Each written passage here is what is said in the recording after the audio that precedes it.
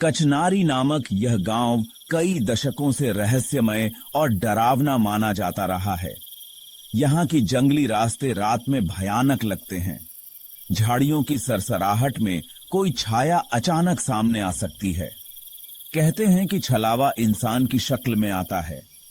जो इसके जाल में फंसता है उसे घर लौटने का शायद ही मौका मिलता है। यह कहानी दो दोस्त रघु और श्याम की है और उस रात की जब उन्होंने छलावे का सामना किया। रघु और श्याम गांव के चौपाल पर बैठे हैं। चारों ओर अंधेरा फैला हुआ है। बस कहीं कहीं लालटेन हल्की रोशनी टिमटिमा रही है। श्याम, आज गांव वाले तो जैसे अपने अपने घर भाग गए। तूने देखा? हर कोई जल्दी जल्दी अपने घर की ओर भागता नजर आया। लगता है जैसे कोई अजीब घटना होने वाली हो। मैं यहां से बस कुछ ही दिनों में वापस शहर लौट जाऊंगा, लेकिन उससे पहले मुझे यहाँ की खूबसूरती को देखना है। हाँ रघु, लेकिन ये गांव कोई साधारण जगह नहीं है। रात का अंधेरा यहाँ कुछ और ही कहता है। हर आवाज डराती है। पेड़ों की सरसराहट, हवा का चलना, झाड़ियों का हिलना, सब कुछ जीवित लगता है। मुझे नहीं पता तुम शहर के हो इसलिए तुम्हें ये मजाक लगेगा, लेकिन मैं सच में डर रहा हूं। यहाँ रात में कुछ भी हो सकता है। ये सब बस कहानी है जो गांव के बुजुर्गों ने अपने बच्चों को रात में बाहर जाने से रोकने के लिए बनाया है। मैंने शहर में कई बार रात में अकेले सफर किया है। मुझे तो वहां कुछ नहीं हुआ। डर सिर्फ दिमाग का खेल है। तुम भी ऐसा ही सोचो। डरना छोड़ो, वरना डर के मारे ये रात हमें निगल जाएगी। रघु, ये शहर नहीं है। यहाँ के अंधेरे में छुपा सच अलग है। कहते हैं कि यहाँ छलावा इंसान की शक्ल में आता है। जो उसका सामना करता है वह खुद को खो देता है। कई लोग इसके जाल में फंसकर गायब हो गए हैं। तू चाह कर भी इसे नहीं समझ सकता जब तक खुद ना देखे। ठीक है, मैं मान रहा हूं, पर इतना भी क्या डरना। रात में सिर्फ पेड़, पगडंडी और हवा है। इंसान डर के मारे अपनी ही कल्पना में भय देख लेता है। हवा की सरसराहट तेज हो जाती है। झींगुरों की आवाज बीच बीच में डरावनी लगती है और लालटेन हल्की रोशनी में चमक रही होती है। तभी राम खेलावन चाचा चौपाल की ओर आते हैं। उनके चेहरे पर अनुभव और डर का मिश्रण दिखता है। रात में बाहर क्यों बैठे हो बेटा? क्या तुम्हें नहीं पता कि यहाँ रात खतरनाक है? ये अंधेरा, ये सन्नाटा, ये हवाएं, सब कुछ इंसान को अपने ही भय में घेर देती हैं। तुम्हारे जैसे युवा इसे मजाक समझते हो, लेकिन मैंने अपनी आंखों से देखा है। छलावा सचमुच इंसान की शक्ल लेकर चलता है और वो बहुत खतरनाक होता है। दादा, रघु मानता ही नहीं। इसे लगता है छलावा बस डराने की कहानी है। नादान हो तुम लोग। ये सिर्फ कहानी नहीं है। मैंने अपने जीवन में कई बार देखा है कि कैसे छलावा इंसान को भ्रम में डाल देता है। ये किसी मित्र, भाई या रिश्तेदार का रूप ले सकता है। जिस समय ये सामने आता है, इंसान अपनी समझ खो बैठता है। जो इसे नहीं पहचान पाता वो हमेशा के लिए खो जाता है। दादा, सच में ऐसा हुआ? आपने खुद देखा? हाँ, आज से 50 साल पहले जब मैं रात को दवा लेने बगल के गांव में गया था और दवा लेकर वापस आ रहा था, तो रास्ते में अचानक मेरा भाई मेरे सामने आ गया। बिल्कुल उसी तरह, उसी आवाज में। उसने मुझे बुलाया, चल जल्दी।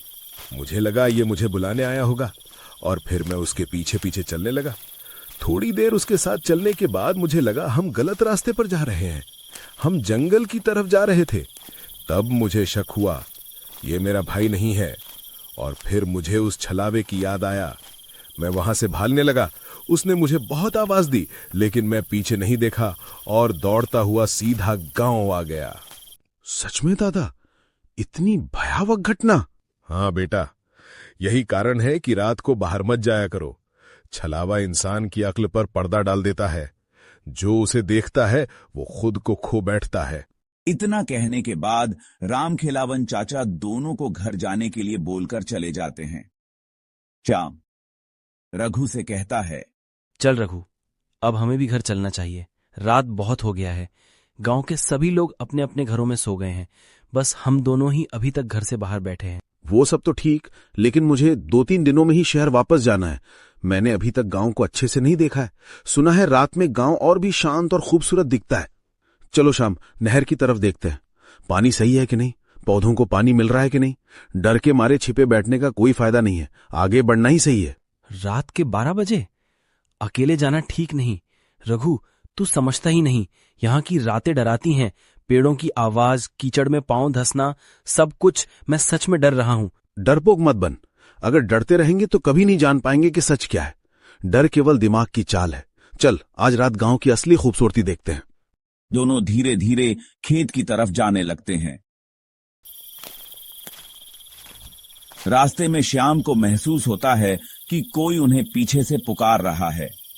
रघु, सुन, कोई हमारे पीछे चल रहा है। सुन रहा है ना ये आवाज? कहाँ? कोई तो नहीं है। तू बस घबरा रहा है। दोनों आगे बढ़ते हैं। आवाज और तेज होती है। ये तो मोहन की आवाज लग रही है, पर वो तो शहर गया था। मोहन? लेकिन वो तो शहर गया था। ये कैसे हो सकता है? पीछे से मोहन जैसी शक्ल वाला व्यक्ति दिखाई देता है। वही चाल, वही कपड़े और वही आवाज। अरे, कहाँ जा रही हो तुम दोनों? मैं भी चलता हूं ना। दोस्त, रात में इन खूबसूरत नजारों का मजा मुझे भी लेना है।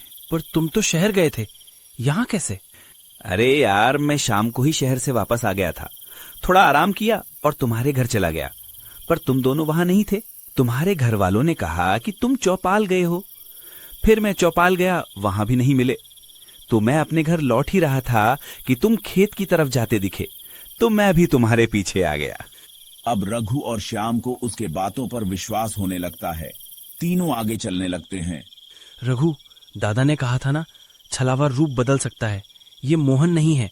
उसकी चाल, उसकी आवाज, सब बिल्कुल सही, पर असली नहीं लग रहा है। पर उसकी आवाज तो वही है, वही जो मैं जानता हूं। क्या सच में मोहन वापस आ गया है? क्यों फुसफुसा रहे हो? मैं ही हूं मोहन। चलो खेत की तरफ। डरने की जरूरत नहीं, बस मेरे पीछे चलो। दूर से कुत्तों के भौंकने की आवाज आती है। रघु, याद रख, कुत्ते भौंके तो समझ लेना ये छलावा है। कुत्ते और जोर से भौंकने लगते हैं। रघु को दादा की बातें याद आने लगती हैं। तू मोहन नहीं है। बता कौन है तू? क्यों हमारे साथ खेल रहा है? क्या हो गया है तुमको? मैं मोहन ही हूं। बताया ना, मैं आज ही शहर से लौटा हूं। तुमको यकीन नहीं है क्या? हाँ, यकीन नहीं है। चल शाम, गांव में वापस चलते हैं। तभी मोहन की आंखें काली हो जाती हैं। उसकी पुतलियां गायब हो जाती हैं। हाँ, मैं वही हूं जिससे ये गांव सदियों से डरता है। कभी भाई बनकर आता हूं, कभी दोस्त। इंसान खुद मेरे जाल में फंस जाता है। यह सुनते ही रघु और श्याम बिना पीछे देखे दौड़ने लगते हैं। भागो, जितना भाग सकते हो। अचानक तेज आंधी चलने लगती है। दोनों हाथ पकड़कर दौड़ते हैं। पीछे से छलावे की आवाजें गूंजती रहती हैं। वे दौड़ते हुए गांव लौट आते हैं। चौपाल के पास रुकते हैं और लंबी लंबी सांसें लेते हैं। रघु, अब विश्वास हुआ, यहाँ सच में छलावा रातों में चलता है। हाँ, अब मान गया। छलावा सचमुच है। और अगर हम थोड़ी देर और रुक जाते तो न जाने हमारे साथ क्या होता। उस रात के बाद रघु कभी रात में अकेला बाहर नहीं निकला और गांव वाले आज भी अंधेरा होते ही दरवाजे बंद कर लेते हैं। गांव की पगडंडियां, झाड़ियों की सरसराहट, हवाएं, सब आज भी चेतावनी देती हैं कि छलावा कहीं भी छिपा हो सकता है।